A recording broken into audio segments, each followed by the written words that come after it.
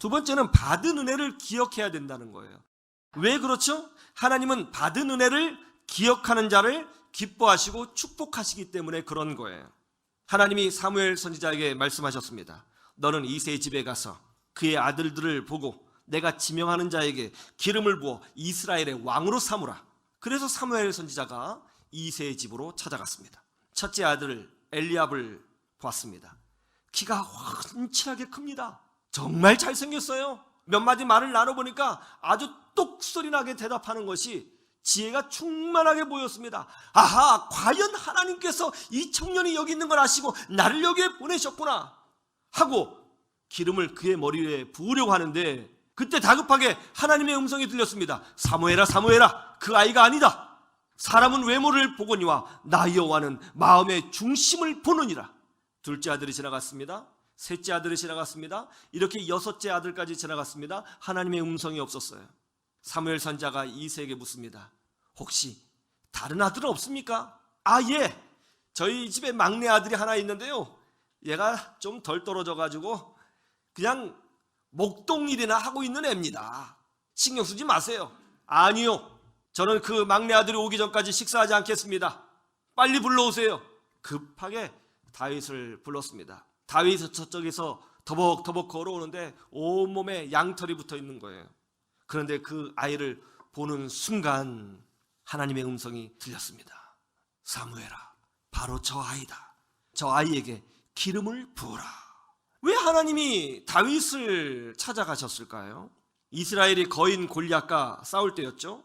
아무도 나서지 못했어요. 그때 어린 다윗이 나섭니다. 제가 나가 싸우겠습니다. 그때 사울왕이 말합니다. 너는 군인도 아니고 목동에 불과하다. 어떻게 나가서 싸우겠느냐? 그러자 다윗이 이렇게 답합니다. 제가 양을 칠 때에 사자나 곰이 와서 양을 잡아가면 제가 가서 싸워 이기고 양을 구했습니다. 그러는 이렇게 말하죠. 여호와께서 나를 사자의 발톱과 곰의 발톱에서 건져내셨은즉 나를 이 블레셋 사람의 손에서도 건져내시리이다. 그 많은 사람 중에서 왜 하필 다윗을 찾아가셨을까요? 그는 어떤 순간에도 하나님의 은혜만을 기억하려고 하는 사람이었기 때문에 그런 것입니다.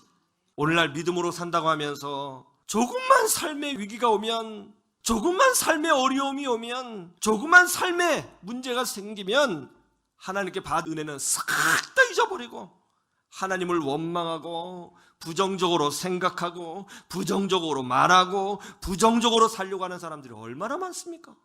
카이스트에 515억 원을 기부한 분이 있습니다. 이분이 미래산업의 정문술 회장님인데요, 기도하는 믿음의 사람입니다. 기업이나 법인이 아닌 개인 사재로 515억 원을 기부했습니다.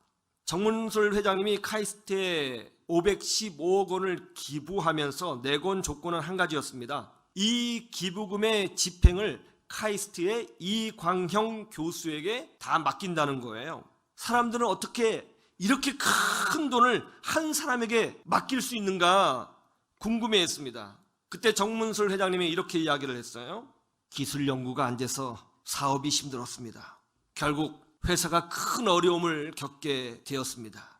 그런데 어느 날 이광영 교수님이 찾아와서 우리 회사에 첨단 기술을 전수해 줬습니다. 그 은혜 한평생 잊을 수가 없습니다. 어떻게 해서든지 나는 이 은혜를 갖고 싶었습니다. 그러자 사람들은 다시 이광영 교수에게 찾아가서 물었습니다. 어떻게 그 회사에 찾아가서 그 훌륭한 기술을 자문료도 받지 않고 기술료도 받지 않고 전수해 줄 수 있었습니까? 그러자 이광영 교수가 이렇게 답변합니다. 저는 국가의 돈으로 유학을 간 사람입니다. 국가가 저를 과학기술인으로 만들어 주었으니 어떻게 해서든지 이 사회에 봉사하고 보답하고 싶었습니다. 하나님은 지금도 은혜를 잊지 않는 사람을 찾고 계십니다. 그리고 그를 축복하시고 그와 함께하여 주시는 것입니다. 여러분 그렇게 되시기를 주님의 이름으로 축원합니다. 축원합니다. 세 번째는 하나님의 약속들을 기억해야 된다는 거예요.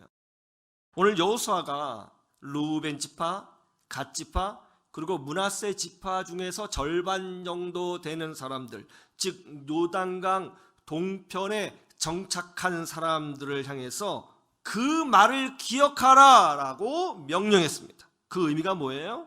신명기에 기록된 하나님의 약속의 말씀들을 기억하라라는 뜻이에요. 약속의 말씀들을 기억하라. 하나님은 약속의 말씀을 붙잡고 사는 사람을 기뻐하시는 거죠. 그리고 그 믿음대로 역사해 주셔서 더 큰 간증거리가 있는 인생으로 만들어 주시는 것입니다. 카이스트에 515억 원을 기부한 정문술 회장님은 원래 공무원이었습니다. 중앙정보부에서 18년간 공무원으로 일을 했는데요. 신군부가 들어서면서 강제 퇴직을 당했습니다. 그래서 졸지에 실업자가 되었습니다. 그 후 안 해본 일이 없었습니다. 안 되겠다. 다시 재기하려면 창업을 해야 되겠다. 창업만이 살 길이다. 그렇게 생각하고는 반도체 생산설비 업체인 미래산업을 설립하게 되었습니다. 그런데 이 반도체 분야가 참 어려운 분야이지 않습니까?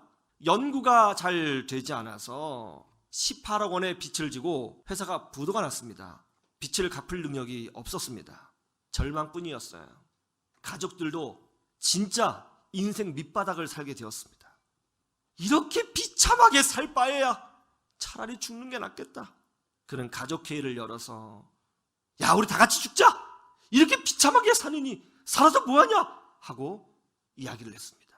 그리고 온 가족은 그래, 같이 죽자고 그렇게 이야기를 했답니다. 그런데 그때 고등학교 2학년 딸이 이렇게 말을 하더라는 거예요. 아빠, 왜 자꾸 죽으려고만 해요?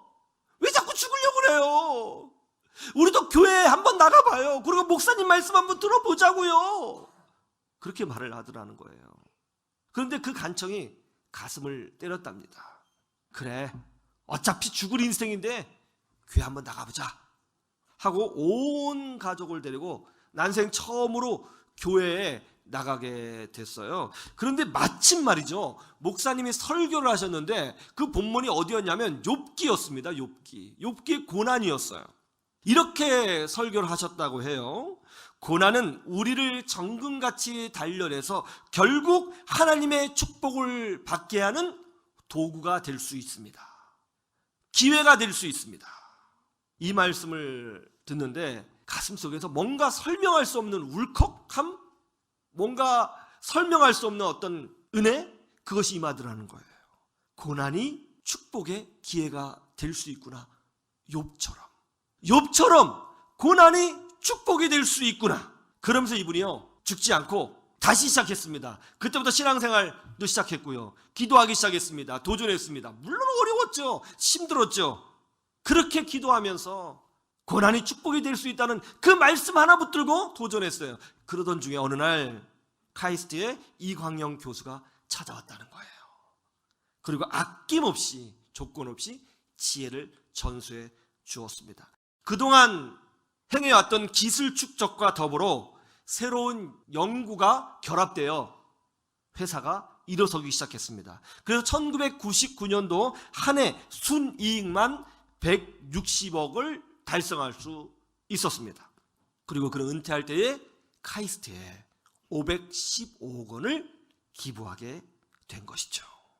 하나님은 부정적인 것, 섭섭한 것, 실패의 순간들, 상처들, 그런 것 붙잡고 사는 사람과 함께 하시지 않습니다. 하나님은 받은 은혜를 기억하고 하나님의 축복의 말씀들을 기억하고 하나님께서 그 어린 시절 나에게 주셨던 은혜들을 기억하고 그 기억을 붙잡는 사람들과 함께 하시고 놀라운 축복으로 응답해 주시는 것입니다. 여러분, 지금까지 여러분 받은 은혜들이 있죠? 그 은혜들을 망각하지 마시고 기억해 내셔야 하는 것입니다. 긍정적인 믿음으로 승리하시는 여러분 모두가 되기를 주님의 이름으로 축원합니다. 축원합니다.